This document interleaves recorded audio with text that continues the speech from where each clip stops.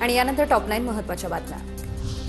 पालिका प्रशासनाविरुद्ध सुनेत्रा पवार यांची मुख्यमंत्र्यांकडे आता तक्रार। मुख्यमंत्र्यांनी देखील तक्रारीनुसार अहवाल मागवला। क्षत्रिय कार्यालयाची पुनर्रचनेमुळे नागरिकांना त्रास होत असल्याची ही तक्रार। प्राजक्त तनपुरे यांची राहुरी पोटनिवडणुकीतून माघार। भाजप नेत्यांच्या भेटीनंतर तनपुरेंची निवडणुकीतून माघार। तनपुरे आता अप्रत्यक्षपणे भाजपसोबत आहेत, सुजय विखे पाटील यांचा हा दावा। रोहित पवार आज दादा भुसेंची भेट घेणार। राज्यातील शिक्षण विभागातील काही प्रश्नांसंदर्भात भेट घेणार असल्याची माहिती। सांगलीमध्ये विशाल पाटील, जयंत पाटील आणि विश्वजित कदम यांच्यामध्ये टोलेबाजी। एवढ्या वर्षामध्ये जयंत पाटलांनी कधीच जेवायला बोलवलं नाही। विशाल पाटील यांचा टोला, तुमचं जेवण आता झालं, आता बारी आमची। विश्वजित कदम यांचा प्रतिटोला, तर आपण आपलं जेवण नक्की देऊ। जयंत पाटलांचा मिश्किल खुलासा। अमरनाथ यात्रेचा यावर्षीचा संपूर्ण कार्यक्रम जाहीर। 3 जुलै ते 28 ऑगस्ट या कालावधीमध्ये यात्रा होणार।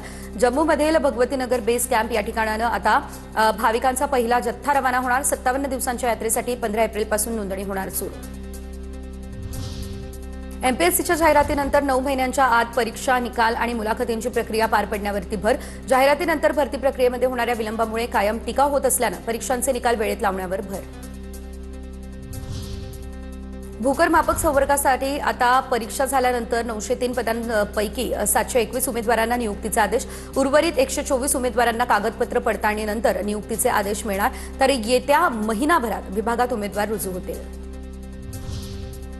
शेतकऱ्यांची एफआरपी थकवणाऱ्या 29 साखर कारखान्यांना साखर आयुक्तालयाची नोटीस। आयुक्तालयाच्या नोटिशीवरती आज सुनावणी। सुनावणीमध्ये काय निर्णय होणार याकडे शेतकऱ्यांचं लक्ष।